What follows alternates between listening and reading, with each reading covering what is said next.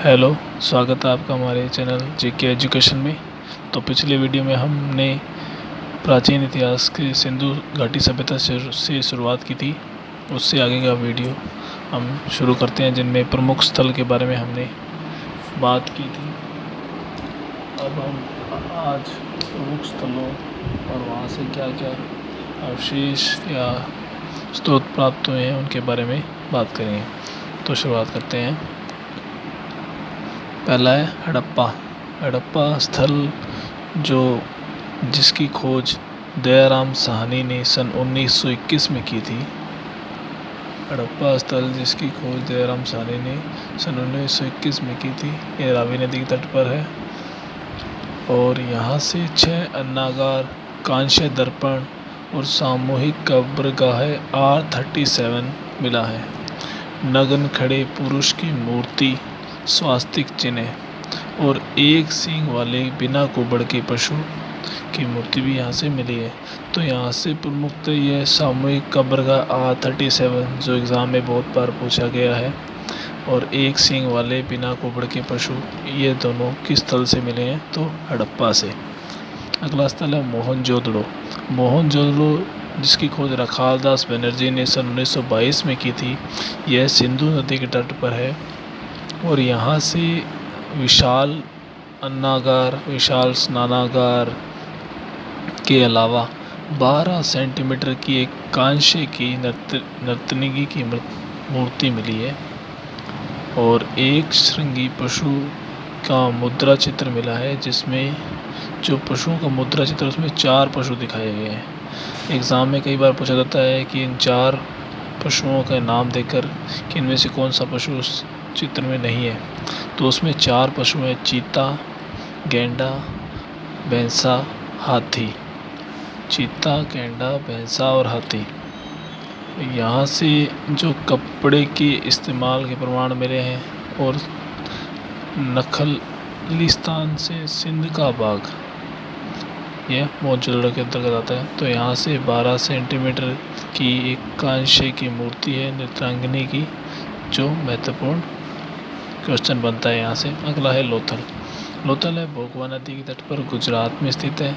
इसकी खोज रंगनाथ राव ने सन 1957 में की थी।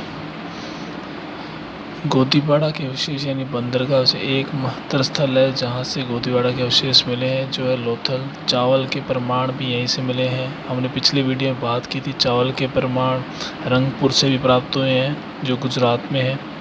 उसके अलावा अग्निकुंड, हाथी दांत के अवशेष, आटा पीसने की चक्की, युगम समाधान के साक्ष्य भी लोथल से मिले हैं। कालीबंगा की बात करते हैं तो कालीबंगा गंगा नदी के तट पर है। अमलानंद घोष ने इसकी खोज सन 1952 में की थी। यहाँ से जूते हुए खेत के साक्ष्य मिले हैं। 7 अग्निकुंड प्राप्त हुए हैं, एक साथ 7 अग्निकुंड प्राप्त हुए हैं। भूकंप के साक्ष्य भी है। ऊँट की अस्थियाँ और एक साथ 2 फसल बोने के साक्ष्य कालीबंगा से ही प्राप्त हुए हैं। कालीबंगा वर्तमान में कहाँ है? तो राजस्थान के हनुमानगढ़ ज़िले में। अगला है राखीगढ़ी की हमने बात की थी। यह गंगा नदी के तट पर हरियाणा में स्थित है। इसकी खोज सूरजभान ने की थी। भारत में उपस्थित सिंधु सभ्यता का सबसे बड़ा स्थल है।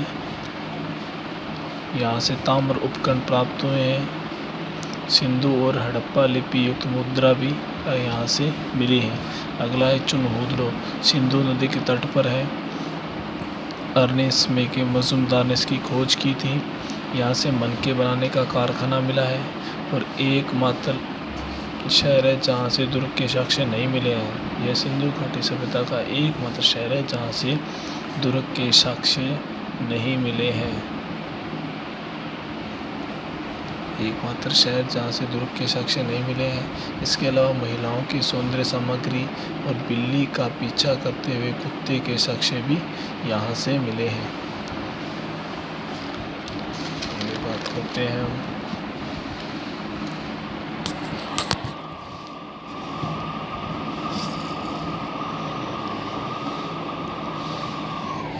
उसके बाद बात करें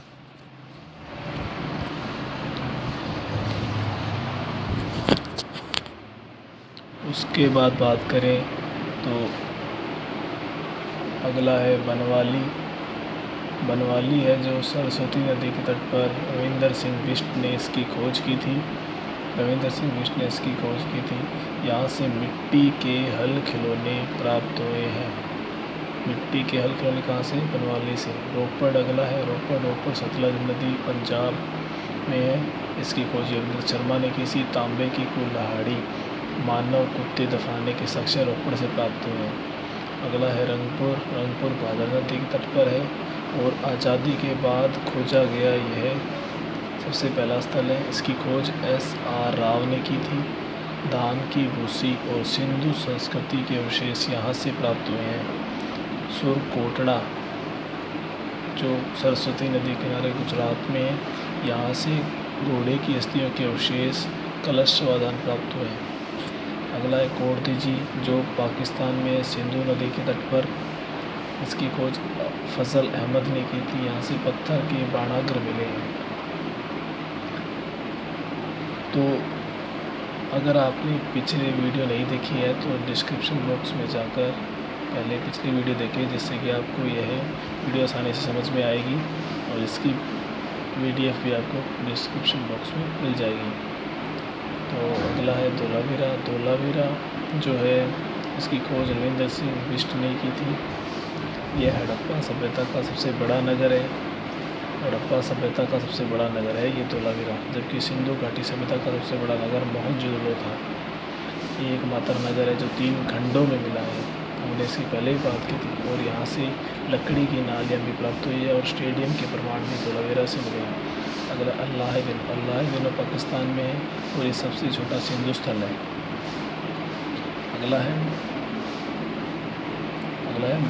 मालवण ताप्ती नदी किनारे JP जोशी ने इसकी खोज की थी। सिंचाई की नहर के अवशेष मालवण से प्राप्त हुए थे। संघोल पंजाब में पड़ता है वर्तमान और यहाँ से वर्ताकार अग्निस्थल तांबे की 2 छेनियाँ प्राप्त हुई है। उसके बाद मांडा चिनाब नदी के किनारे जम्मू कश्मीर में है। इसकी खोज JP जोशी ने की थी। यहाँ से हड़प्पा के 3 स्तरों के अवशेष प्राप्त हुए हैं। दायमाबाद प्रवरा नदी किनारे महाराष्ट्र में, यहाँ से तांबे की कगाड़ी प्राप्त हुई है। आगे अब बात करें सिंधु घाटी सभ्यता के पतन की, तो सिंधु घाटी सभ्यता के पतन के बारे में अलग अलग विधानों में अलग अलग मत हैं।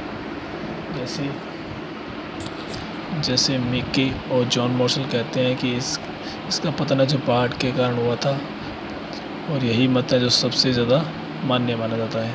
अगला है चाइल्ड और व्हीलर। इन्होंने कहा कि विदेशी आक्रमण के कारण इस सभ्यता का पतन हुआ। फेयर सर्विस कहते हैं कि परिस्थिति की असंतुलन या फिर कहीं जलवायु के कारण इसका सिंधु घाटी सभ्यता का पतन हो चुका है। राजनीतिक जीवन की बात करें तो स्रोतों के अभाव के कारण यहाँ की वास्तविक सभ्यता की जानकारी हमें नहीं मिली है। इसे बीच में इसके साथ कुछ क्वेश्चन भी हैं, जैसे हड़प्पा और मोहनजोदड़ो को जुड़वा राजधानी किसने कहा था?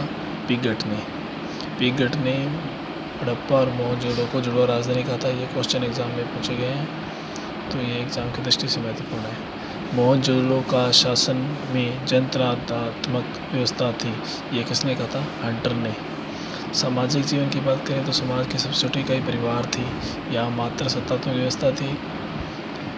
समाज वर्ग में पुरोहित, व्यापारिक, श्रमिक, शिल्पी आदि थे। लोग शाकाहारी मांसाहारी दोनों प्रकार से थे और यहाँ पर सूती वस्त्र में कपास का प्रयोग किया जाता था। आर्थिक जीवन की बात करें तो कृषि प्रमुख व्यवसाय था, उसके साथ सिंचाई और उनमें कुछ फसलें जैसे गेहूँ, जौ, मटर, कपास, चावल आदि होती थी। यहाँ से गन्ने के साक्ष्य नहीं मिले हैं, क्योंकि प्रिय पशु यहाँ का कुबड़ वाला सांड माना जाता है। यहाँ के लोग गाय और घोड़े से भी परिचित थे। धार्मिक जीवन की बात करें तो धार्मिक जीवन में अलौकिक सभ्यता थी, जिसमें माता देवी की पूजा की जाती थी। मोहनजोदड़ो में माता देवी की पूजा, और जबकि हड़प्पा से उर्वरता देवी की पूजा के साक्ष्य मिले हैं। प्रमुख देवता पशुपति माने जाते हैं और अग्निकुंड के प्रमाण लोथल और कालीबंगा से प्राप्त हुए हैं।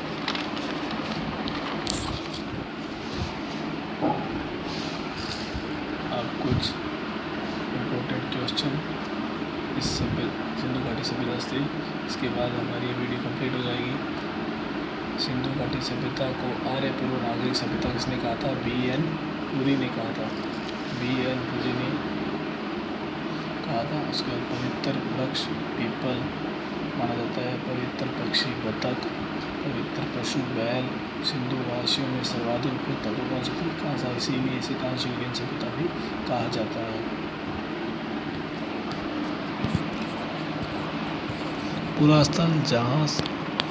पुरास्थल जहाँ से दुर्ग और नीचे का नगर अलग अलग प्राचीर में घिरे हुए मिले हैं वह कौन सा है? कालीबंगा। सिंधुवासी सभ्यता किस धातु से परिचित नहीं थे? वो थे लोहा।